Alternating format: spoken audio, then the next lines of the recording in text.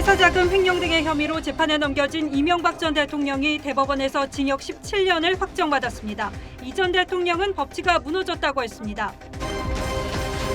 민주당 이낙연 대표가 당헌을 바꿔 서울 부산시장 보궐선거에 후보를 공천하겠다는 의지를 드러냈습니다. 야당은 안면몰수가 민주당의 민낯이라고 했습니다. 추미애 장관의 감찰 지시와 절차를 두고 검사들의 반발이 잇따르자 추 장관이 커밍아웃해줘서 좋다고 응수했습니다. 이에 현직 검사는 치졸하고 졸렬하다고 했습니다. 라임전주 김봉현 전 회장의 주장이 또다시 거짓말 논란에 휩싸였습니다. 김 전 회장은 검찰 출신 A 변호사가 윤 총장과 문상 같다고 주장했는데 해당 변호사가 다른 곳에 있었던 것을 증명하는 카드 결제 내역을 내놨습니다. 교육부가 지난달 복직한 정교조 해직 교사들에게 1인당 3억 원가량의 임금 보전을 추진 중인 것으로 취재됐습니다. 민주당은 공시가격 9억 원 주택까지 재산세율을 인하하자는 입장이지만 청와대와 정부가 6억 원을 고수하면서 의견 일치를 보지 못하고 있습니다. 프랑스가 앞으로 한 달 동안 전국 봉쇄에 나섭니다. 식당 등 폐쇄는 물론이고 이동 시엔 이동 증명서를 소지해야 합니다.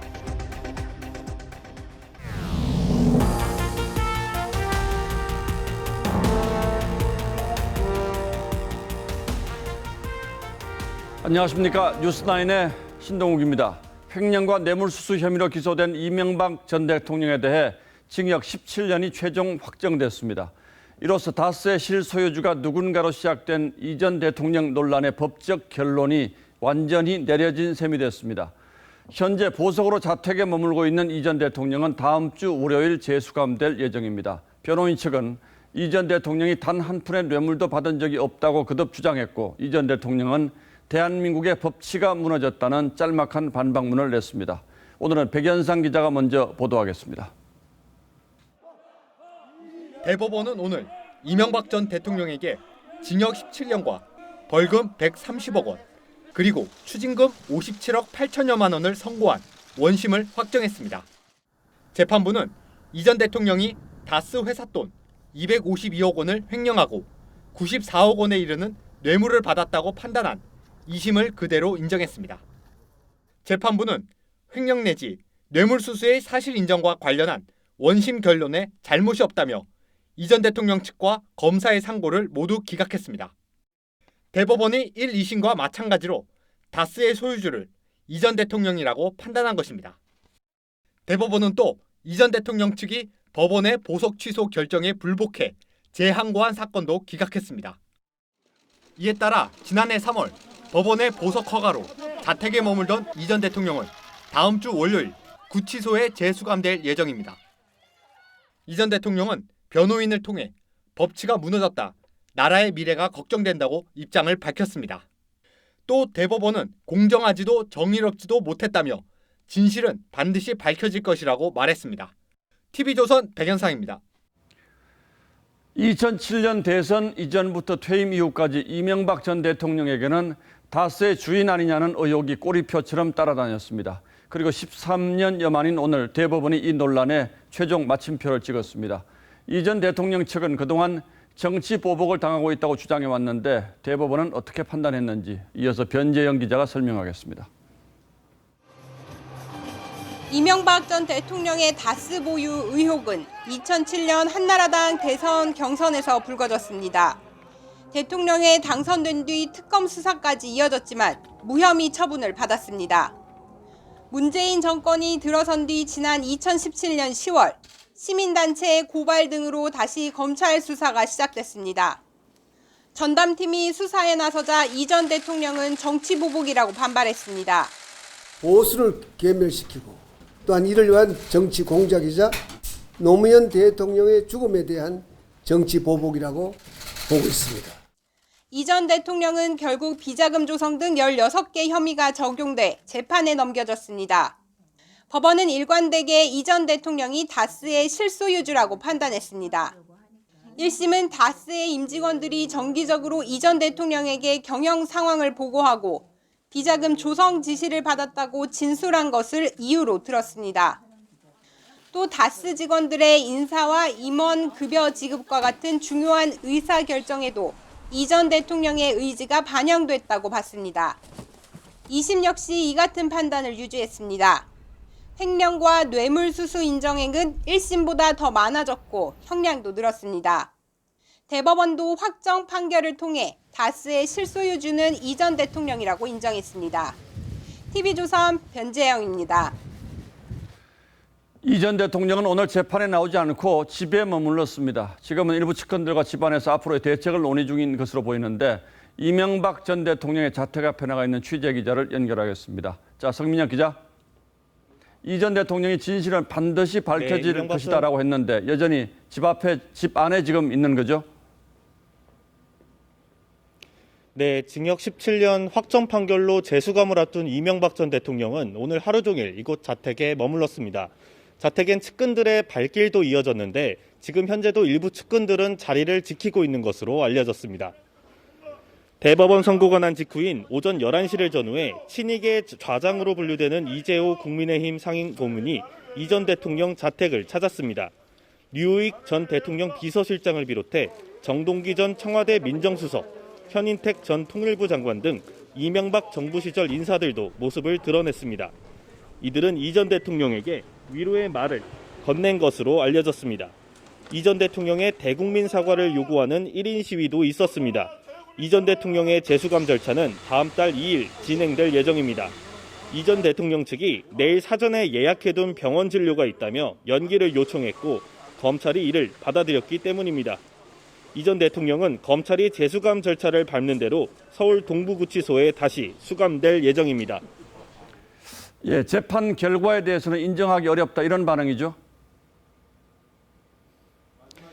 네, 이명박 전 대통령은 변호인을 통해서 이런 입장문을 내놨는데요. 법치가 무너졌다. 나라의 미래가 걱정된다. 자신이 재판에 임했던 건 사법부가 자유민주주의의 최후의 보루라는 기대 때문이었다. 그러나 대법원은 공정하지도 정의롭지도 못했다. 진실은 반드시 밝혀질 것이다. 라는 입장을 밝혔습니다. 이 전 대통령 측 변호인도 우리나라 형사소송법과 헌법의 정신과 규정이 완전히 무시된 재판이었으며 졸속 재판이라고 주장했습니다. 지금까지 서울 논현동 이명박 전 대통령 자택 앞에서 TV조선 성민혁입니다. 더불어민주당이 결국 내년 4월 서울 부산시장 보궐선거에 후보를 내기로 했습니다. 다 알려진 것처럼 서울과 부산의 보궐선거는 민주당 소속 시장들이 권력형 성비리 혐의로 낙마하면서 다시 치러지는 것이죠. 민주당의 당헌에는 중대 잘못으로 선거를 다시 치를 경우에 공천을 하지 않도록 돼 있는데 그냥 후보를 내면 당헌 위반이 되니까 이걸 고치겠다는 겁니다. 이 조항은 문재인 대통령이 대표 시절 당을 혁신하겠다며 만든 건데 제대로 써보지도 않고 5년 만에 사라지게 됐습니다. 조정린 기자가 보도합니다. 이낙연 대표는 의총에서 내년 4월 서울 부산시장 보궐선거에 후보를 내는 게 도리라고 했습니다. 후보 공천을 통해 시민의 심판을 받는 것이 책임 있는 공당의 도리라. 당헌 96조 2항에 따르면 당 소속 단체장의 중대 잘못으로 재보궐선거가 치러지는 경우 후보를 추천하지 않도록 돼 있습니다. 해당 조항은 문재인 대통령이 당대표였던 2015년 혁신위에서 만들었습니다. 서울과 부산의 보궐선거는 시장의 권력형 성비리 의혹에 따라 치러지게 된 것으로 민주당이 규정한 중대 잘못에 해당합니다. 이 대표는 국민께 사과드린다면서도 서울 부산 시민과 국민 여러분께 거듭 사과드립니다. 해당 조항 폐지를 위한 전당원 투표를 모레부터 이틀간 진행키로 했습니다. 민주당은 지난 4.15 총선을 앞두고 비례정당을 만들지 않겠다고 했다가 비례자유한국당이니 결국 정치를 장난으로 만드는 것입니다. 전당원 투표를 통해 이를 번복한 바 있습니다. 압도적 찬성을 받도록 연합정당 참여를 추진할 것입니다. 서울 부산시장 보궐선거엔 800억 원 이상의 혈세가 투입됩니다. TV조선 조정린입니다. 민주당의 이번 결정 역시 내로남불이라는 비판을 피하기 어렵습니다. 3년 전 당시 자유한국당이 무공천 결정을 뒤집었을 때는 후한무치한 행태라고 강하게 비판한 바가 있기 때문입니다. 이어서 이채림 기자입니다. 2017년 김종태 전 의원의 의원직 상실로 치러진 경북 상주 국회의원 재선거에서 자유한국당은 무공천 방침을 철회했습니다. 입이 10개라도 할 말이 없습니다. 선거법 위반이었지만 민주당은 염치가 없다고 했습니다. 후한무치한 행태가 아닐 수가 없습니다. 유권자들의 현명한 판단과 심판이 당연히 따라야 될 것으로 봅니다.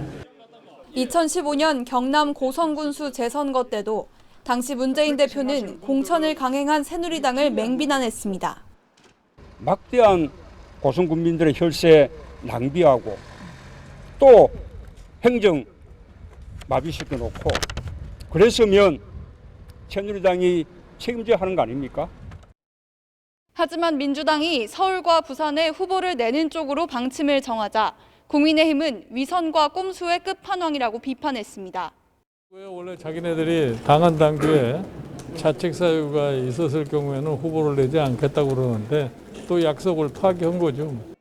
주호영 원내대표는 온갖 비양심은 다 하고 있다며 천벌이 있을 거라 했고, 박수영 의원은 이익이 걸리면 당원을 무시하는 안면몰수가 민주당의 민낯이라고 했습니다.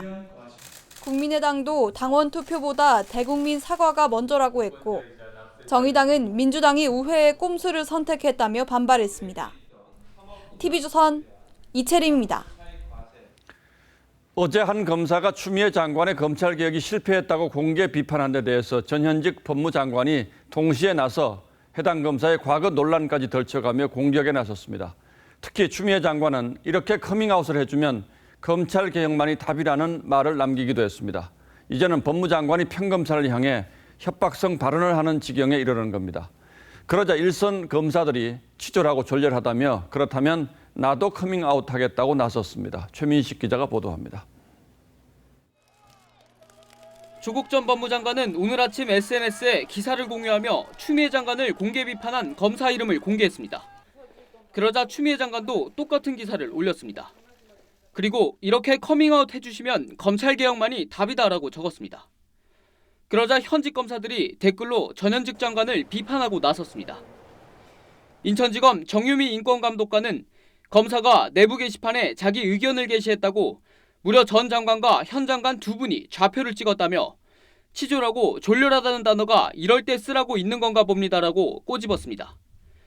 통영지청 강백신 부장검사는 정말 경험하지 못한 검찰권 운용의 모습을 보는 듯하다고 글을 남겼습니다. 최재만 춘천지검 형사일부 검사는 수능하지 않는 검사들을 좌천시키거나 사직하도록 압박하는 것을 검찰개혁이라고 생각하시는 것이냐며 저 역시 커밍아웃 하겠다고 글을 올렸습니다. 이명박 박근혜 전 대통령을 수사했던 이복현 대전지검 형사 3부장 검사는 법무부의 검사 파견에 대해 박근혜 정부의 최모 씨 인사농단 느낌이 든다고 비판하는 등 일선 검사들의 반발이 거세지고 있습니다. TV조선 최민식입니다. 이런 가운데 윤석열 총장이 오늘 대전 고검과 지검을 찾아서 일선 검사들을 만났습니다. 지난 2월 부산과 광주 방문 이후 8개월 만에 지방검찰청 간담회에 나선 건데 추미애 장관과 갈등이 격화되는 시점에서 검찰 내부 분위기를 다잡기 위한 행보로 보입니다. 현장을 다녀온 김태훈 기자의 설명을 들어보시겠습니다. 차량에서 내린 윤석열 총장이 측근으로 분류되는 강남일 대전고검장, 이두봉 대전지검장과 악수를 하면서 대전고검청사로 들어섭니다. 지난 2월 부산과 광주 지역에 이은 세 번째 지방검사들과의 간담회입니다. 대전고검은 윤 총장이 과거 국정원 댓글 사건 외압 폭로 이후 좌천된 곳이기도 합니다. 총장으로서 한번 직접 눈으로 보고 또 애로사항도 들어보고 또 좀 등도 두들겨주고 이렇게 하려고 온 거니까. 일부 시민들의 응원도 받았습니다. 윤 총장은 최근 연이은 감찰 지시로 갈등을 빚고 있는 추미애 장관 관련 질문에는 말을 아꼈습니다.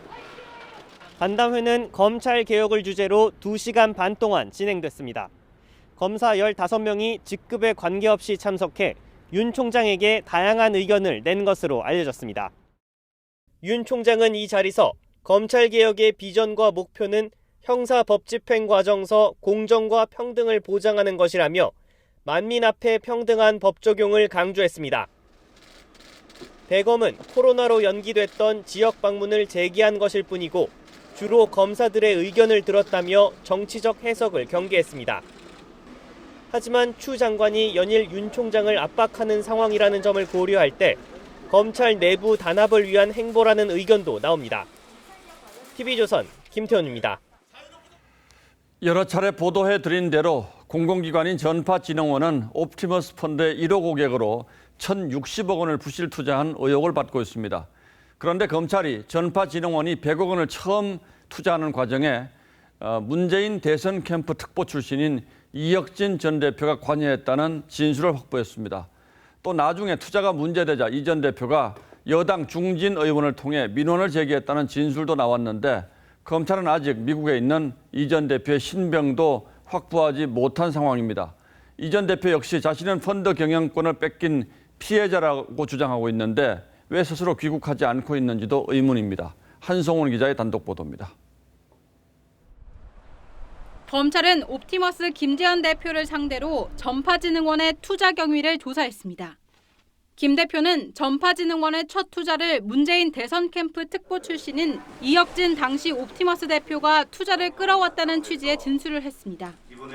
2017년 3월 박근혜 전 대통령 탄핵 선고일에 이혁진을 처음 만났는데 임종석 비서실장 등과의 친분을 자랑하며 문재인 당시 후보의 선거운동을 돕는다는 말을 했다고 설명했습니다.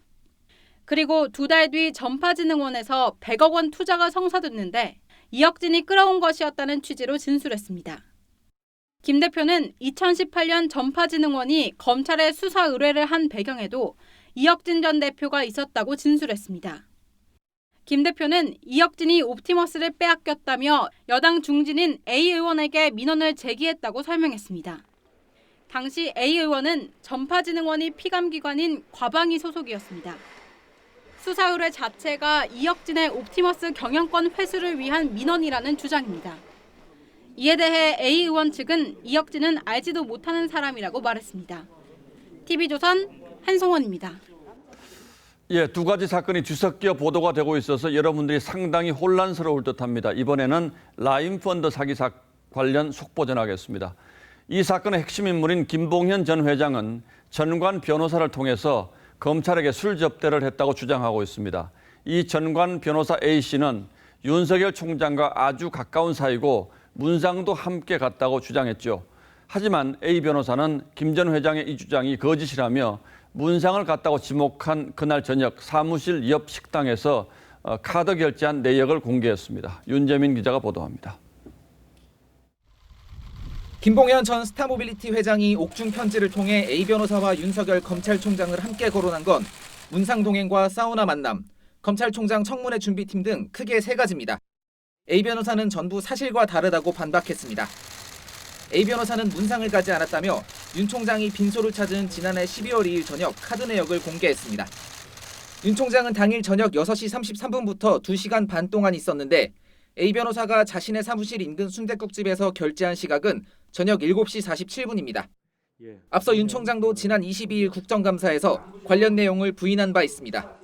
같이 이렇게 문상 다닌 거는 한 10년 안에 기억이 없습니다. A 변호사는 사우나 동행 주장도 사실이 아니라고 했습니다. 검찰총장 청문회는 대검 기조부를 비롯해 최고의 기획검사가 모여 준비한다며 전관 변호사인 자신이 도와줄 이유가 없다고 했습니다. 김봉현 회장 측은 그러나 어제 방문조사에서 술 접대 유력 날짜를 지목한 것으로 알려졌습니다. 검찰은 검사 2명의 사무실과 해당 유흥주점을 압수수색하고 사실관계를 파악하고 있습니다.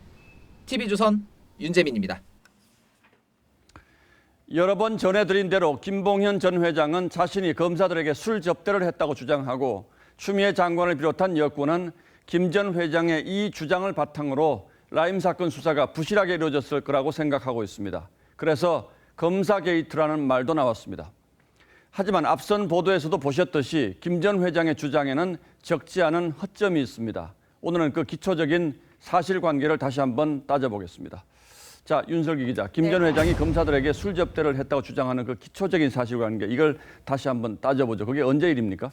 네, 이 라임 사태의 핵심 인물인 김봉현 전 회장은 지난 2019년 7월경 서울 강남의 유흥주점에서 A 변호사와 함께 검사 3명을 술접대했다고 주장하고 있습니다.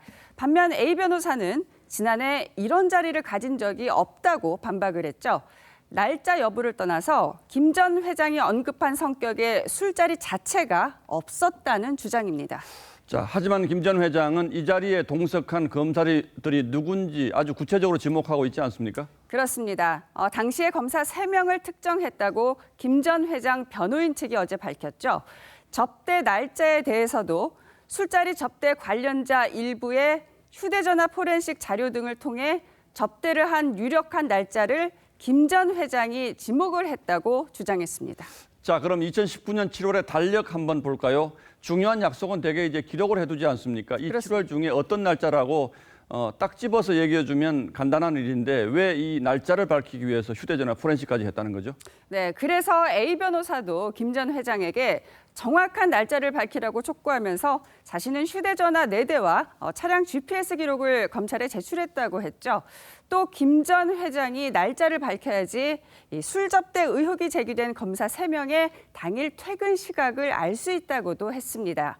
그러니까 이날 3명이 거의 동시간대에 퇴근을 했다면 김 전 회장의 주장에 무게가 실리지만 이 중 한 명이라도 늦게까지 근무를 했다면 술접대 주장의 신빙성에 의문이 생길 수밖에 없다는 게 바로 A 변호사의 입장이죠. 그러니까 당시에 있었던 기초적인 사실에 대해서도 당사자들이 지금 전면 부인을 하고 있는 상황인데 추미애 장관은 이 반박보다는 김봉현 회장의 주장을 더 믿고 있다 이렇게 봐야 되겠네요. 추미애 장관은 이 의혹이 제기된 검사들을 상대로 감찰을 지시했었죠.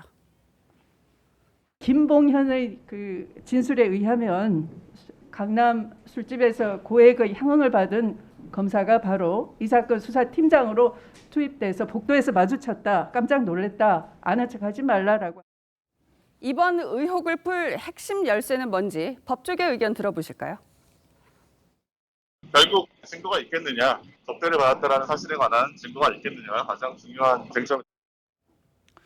자, 그러니까 아직은 충분한 물적인 증거도 없고 당사자들도 날짜만 확정해주면 알리바이를 입증하겠다고 주장하는 상황인 셈인데 이 상황에서 감찰부터 지시했다. 이것도 좀 특이한 상황이긴 하군요. 그렇게 볼 수 있습니다. 예, 윤슬기 기자 잘 들었습니다.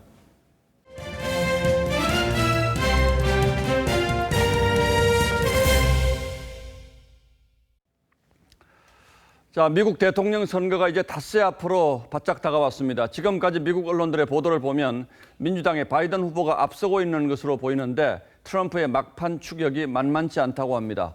초경합주인 플로리다에서는 의미 있는 여론조사 결과도 나왔습니다. 워싱턴 연결하겠습니다. 자, 최우정 특파원. 네, 워싱턴입니다. 플로리다주 여론조사에서 트럼프가 처음으로 역전한 걸로 나왔다고요?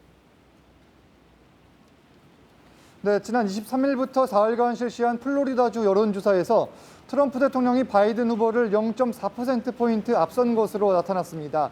오차 범위 이내이고 워낙 초박빙이다 보니까 우세다 이렇게 말하기는 좀 그렇지만 트럼프 캠프에서는 이 상황을 반색하는 분위기입니다.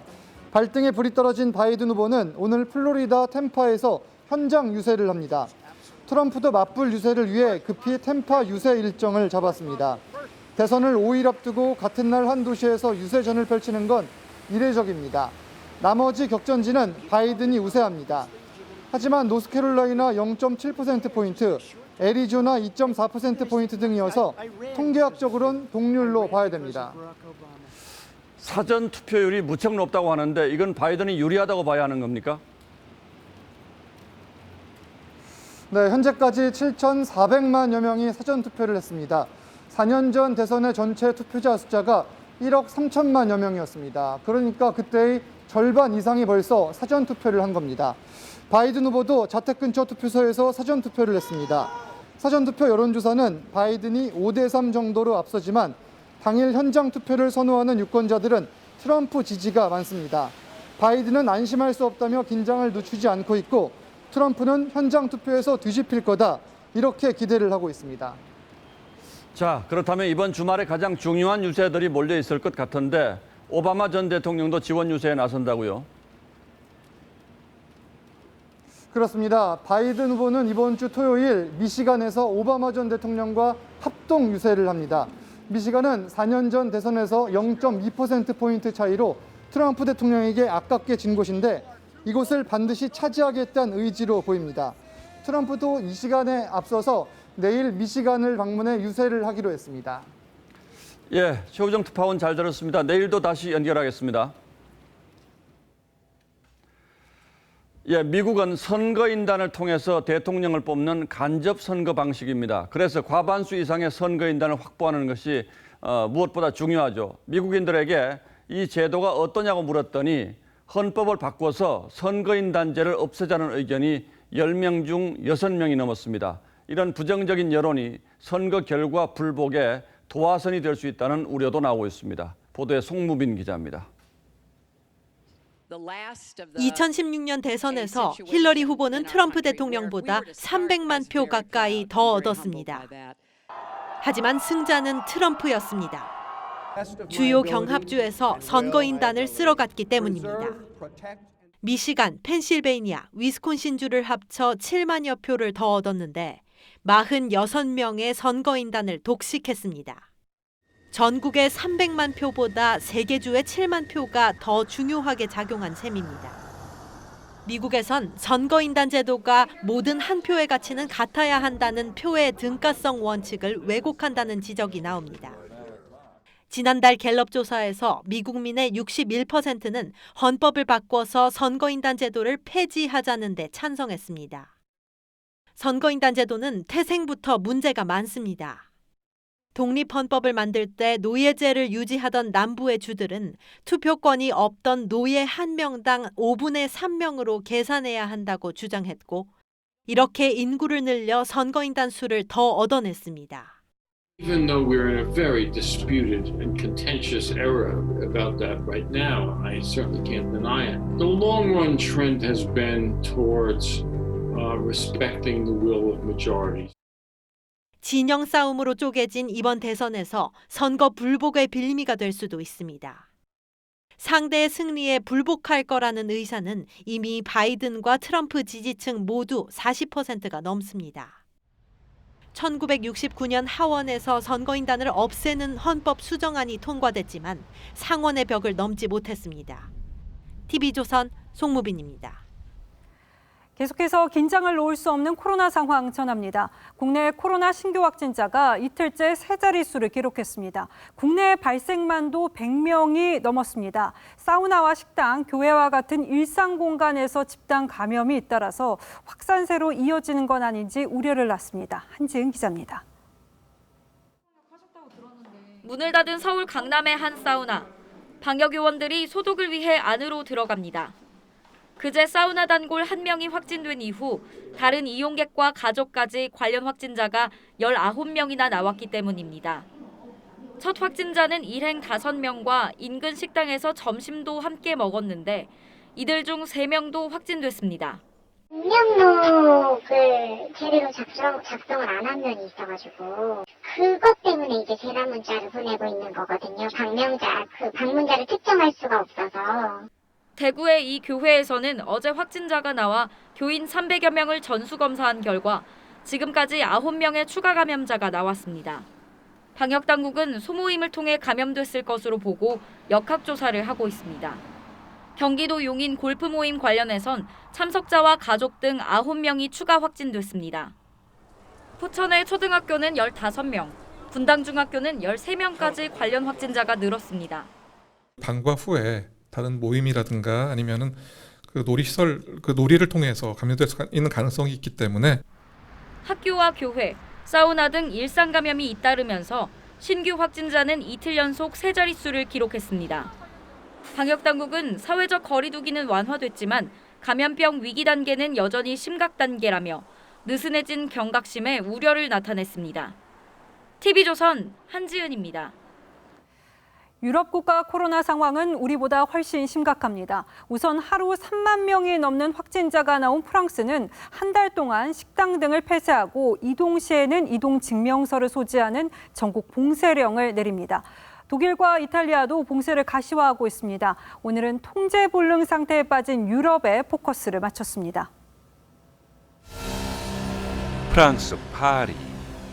운동 나온 시민들이 삼삼오오 모여 대화를 나눕니다. 노천 식당은 식사하는 사람들로 붐비죠. 하지만 내일부터 프랑스 전역에서 이런 모습이 사라지게 됩니다. 거세지는 코로나 확산세에 정부가 12월 1일까지 국가 봉쇄령을 내린 겁니다. Les commerces qui ont été définis au printemps comme non essentiels, les établissements recevant du public, notamment les bars et restaurants, seront fermés. 모든 식당과 술집은 문을 닫고 식료품 구입 등 불가피한 외출을 할 때도 이동증명서를 소지해야 합니다.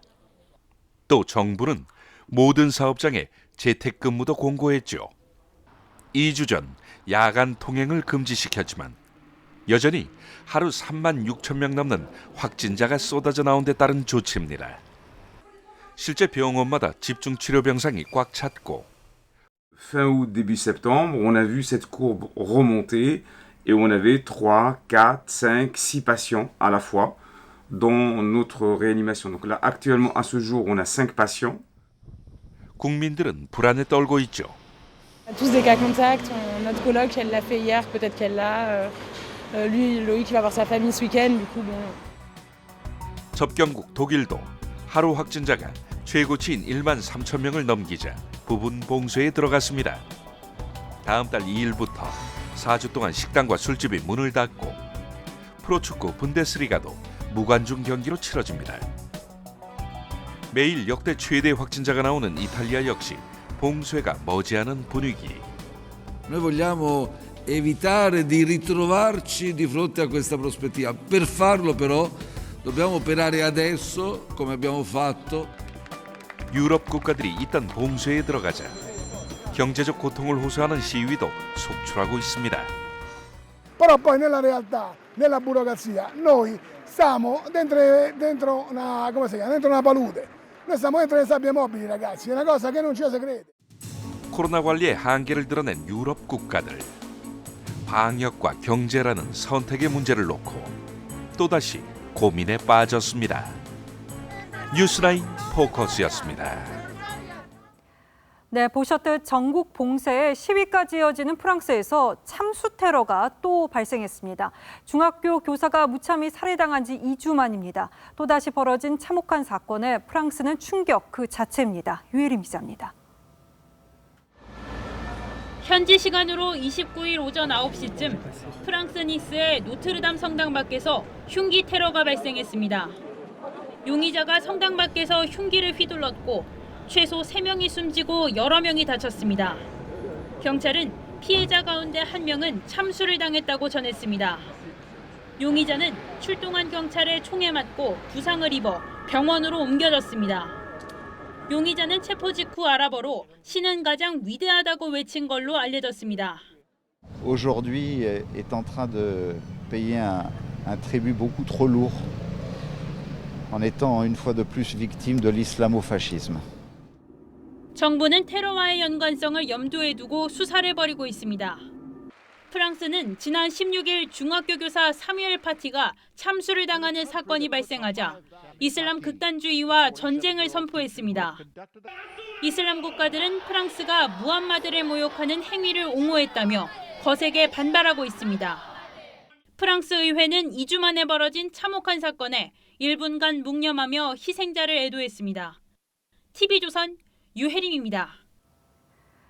코로나 시대 필수품 마스크로 사기를 벌인 일당이 붙잡혔습니다. 무허가 마스크 1000만 장을 만들어서 KF94 인증 마크가 찍힌 포장지에 넣어서 판 건데요. 언뜻 보기에 인증받은 마스크와 다를 바 없었는데 어떻게 적발된 건지 정은혜 기자가 취재했습니다. 경북 구미의 한 무허가 마스크 업체. 한켠에 마스크들이 담긴 대형 비닐봉투들이 쌓여 있습니다.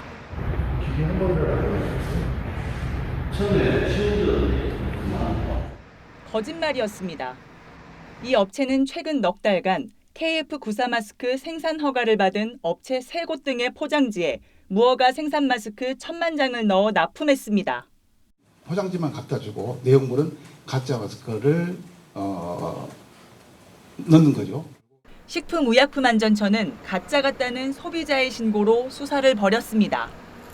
하지만 진짜 KF94와 육안으로 구분하기 힘들 정도로 비슷합니다. 비말과 초미세먼지 차단 성능이 어느 정도인지는 알 수 없습니다. 대량 생산 설비를 갖춘 무허가 업체는 신청업체가 폭증해 허가 대기 기간이 길어지자 소형 업체들과 범행을 공모한 것으로 알려졌습니다. 식약처는 관련자들을 약사법 위반 혐의로 검찰에 송치하고 공모업체가 더 있는지 조사하고 있습니다. TV조선 정은혜입니다. 대입수 시 모집용 스펙을 사고판 입시 컨설팅 학원과 학생이 경찰에 무더기로 검거됐습니다.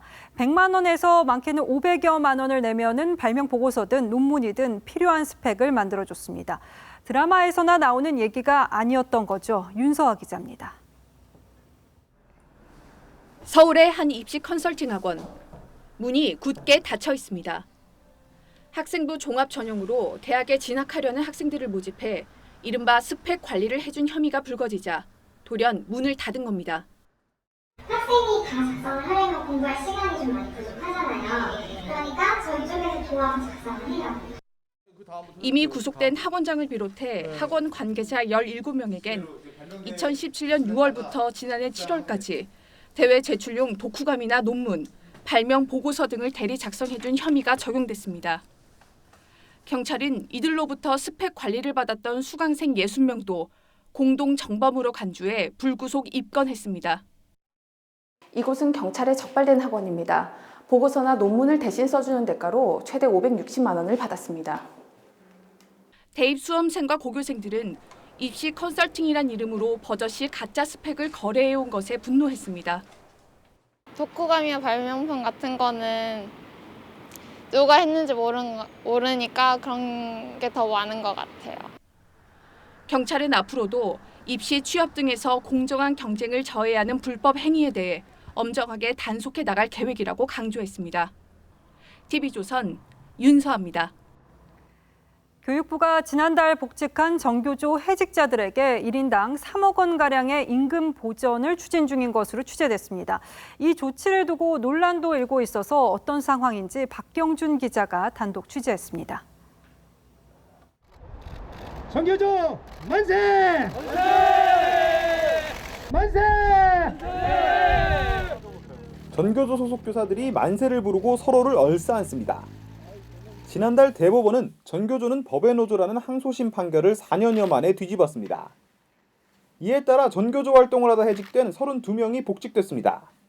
노동상권에 대한 본질적인 제한을 규정한 것으로서 법률 유보의 원칙에 반하여 무효입니다. 교육부가 오늘부터 전교조와 단체 협약에 나선 가운데 이들 해직자들에 대한 임금 보전 검토에 나선 것으로 확인됐습니다. 각 시도교육청이 현재까지 집계한 예상 지급액은 24명에 대해 약 81억 원, 1인당 평균 3억 원이 넘는 금액입니다. 문제는 2016년 2월 해직됐던 권정호 전교조위원장을 비롯한 상당수가 해직 이후에도 노조 전임자로 근무했다는 겁니다. 교육공무원법을 보면 노조 전임자들은 애초부터 임금 지급 대상이 아닙니다. 게다가 노조 전임자로 일한 해직자들은 전교조로부터 생활비 명목의 보수도 받은 것으로 알려졌습니다. 전교조 전임자 활동으로 전교조에서 보수를 받았음에도 해직이 취소됐다고 그 기간 임금을 그대로 보전받는 것은 이중지급의 문제가 있을 수 있습니다. 교육부는 이중지급이 이뤄질 경우 문제가 있다는 점을 인정하고 해직 기간 임금 지급 시 전교조 활동비를 반납하도록 하는 방안을 검토하고 있다고 밝혔습니다. TV조선 박경준입니다.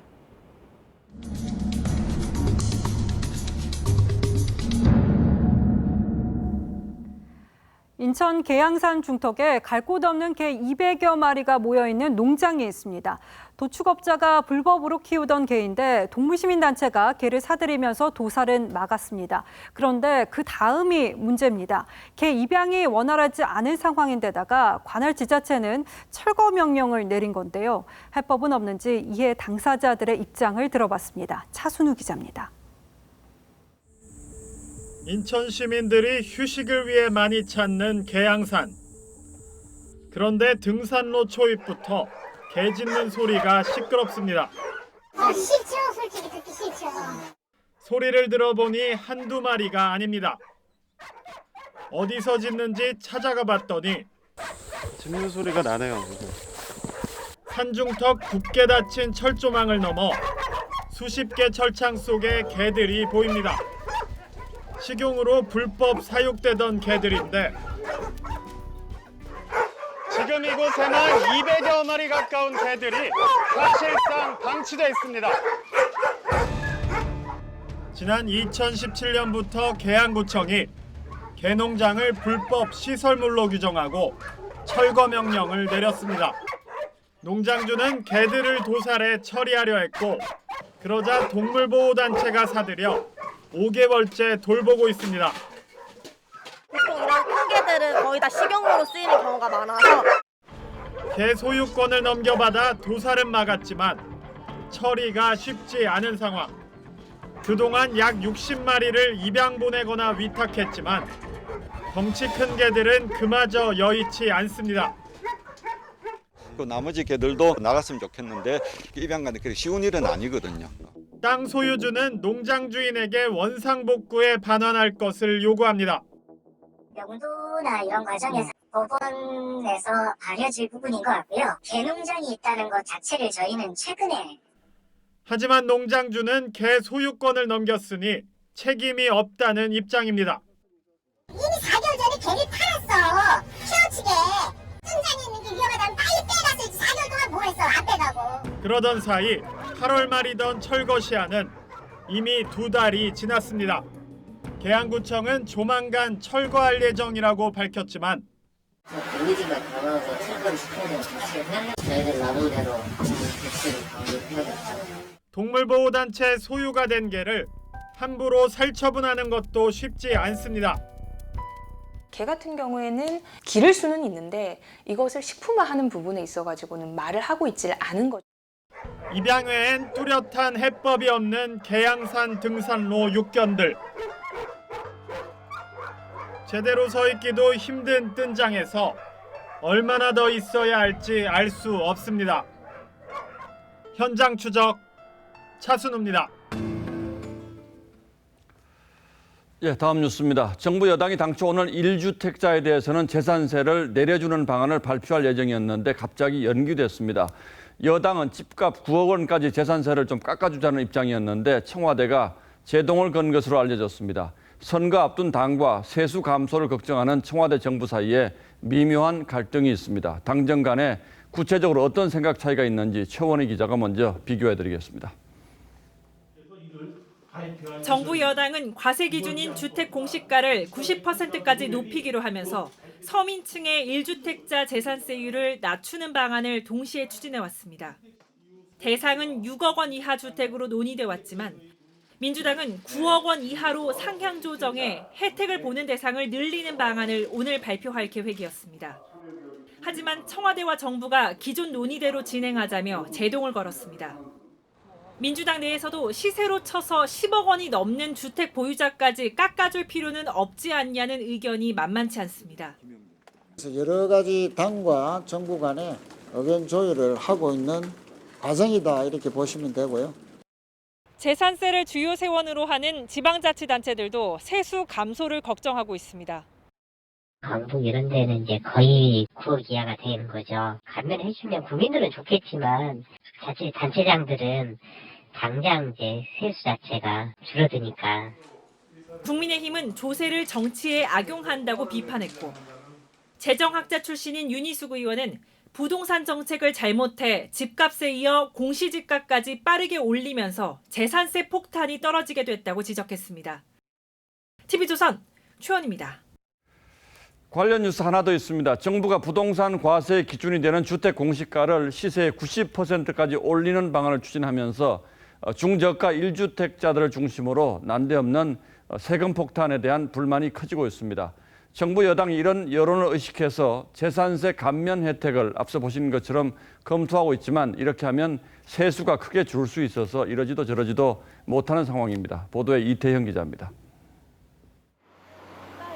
10여 년 전 직장에서 퇴직한 60대 박모 씨. 서울 반포에 재건축이 진행 중인 34평 아파트 한 채를 갖고 있습니다. 박 씨가 내년에 낼 보유세는 1,300여만 원.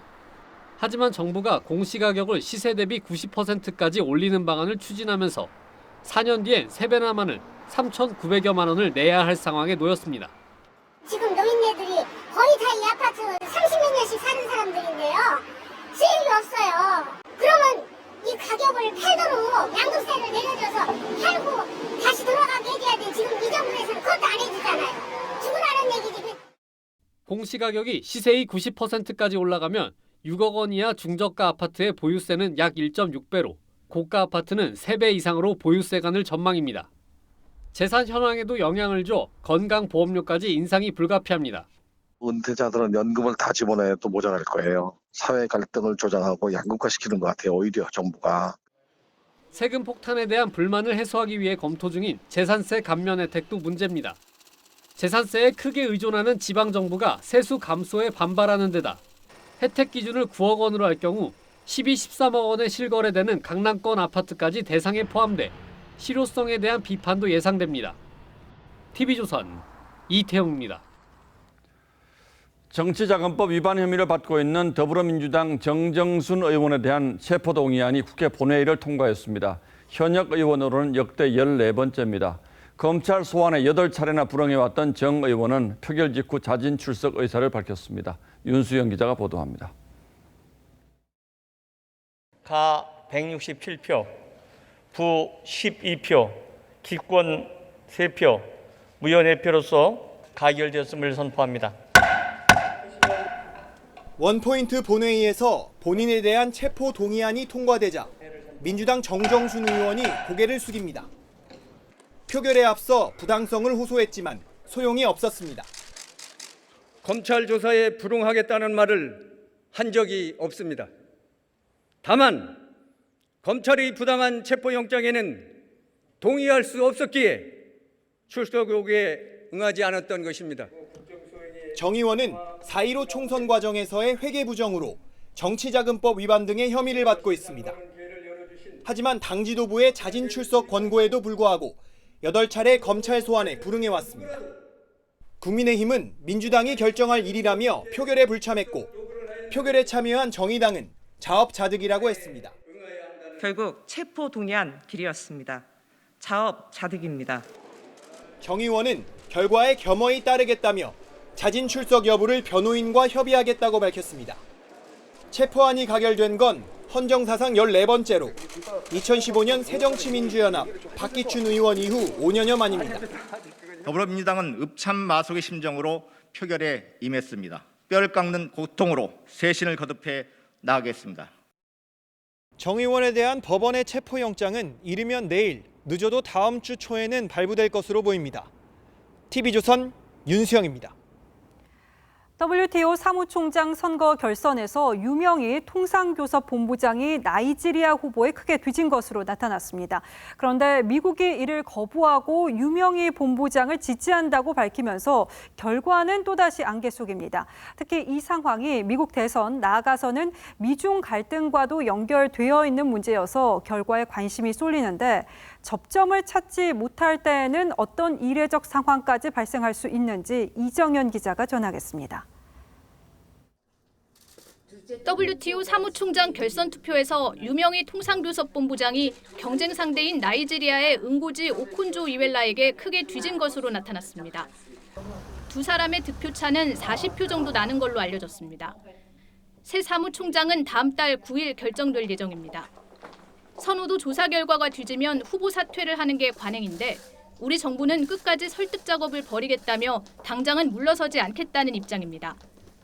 미국이 응고지 후보에 대해 거부권을 행사하면서 유명희 본부장을 지지한다고 공식 발표한 게 전환점이 됐습니다. One delegation could not support the candidacy of Dr. Ngozi and said they would continue to support South Korean Minister Yu. That delegation was the United States of America.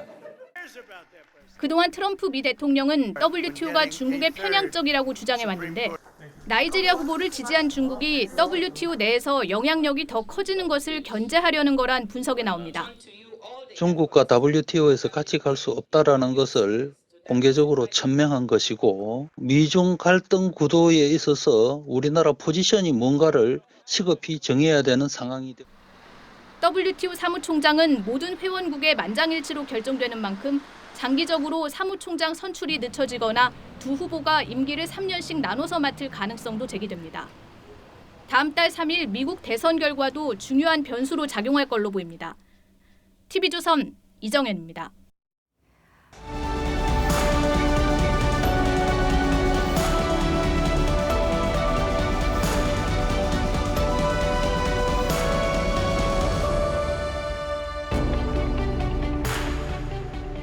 경주 옥산서원 상류 호젓한 계곡가에 기둥 세워 반쯤 후공했던 500년 정자가 있습니다.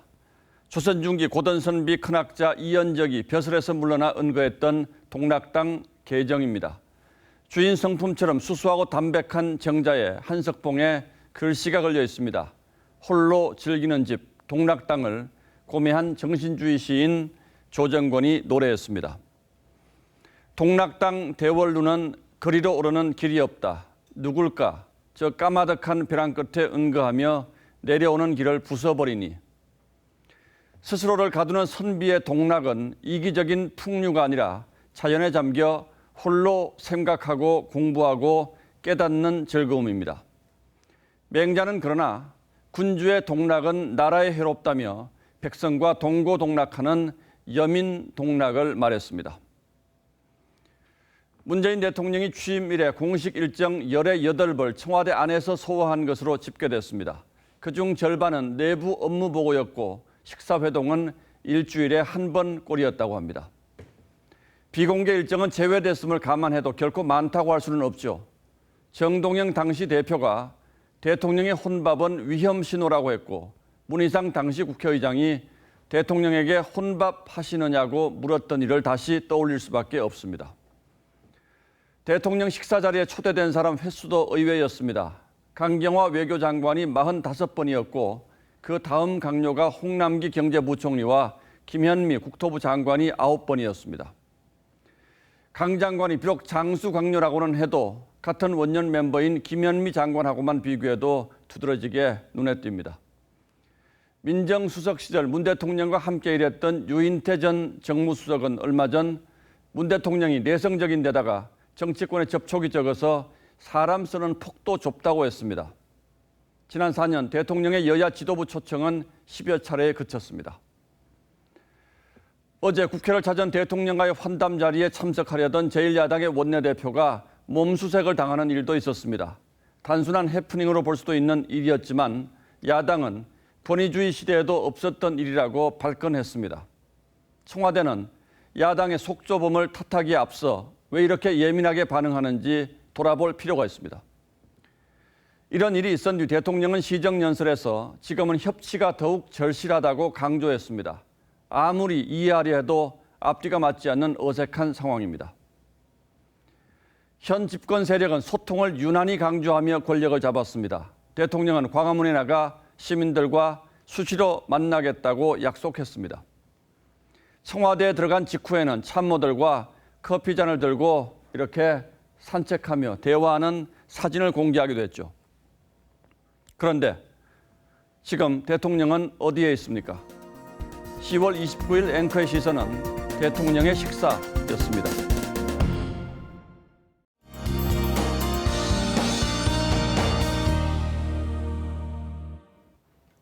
아침에는 얼음이 얼 정도로 추웠는데요. 낮 동안에는 활동하기 수월해질 정도로 기온이 크게 올랐습니다. 한파특보도 하루 만에 해제가 됐는데요. 내일은 평년 기온을 회복하겠지만 큰 일교차는 염두에 두셔야겠습니다.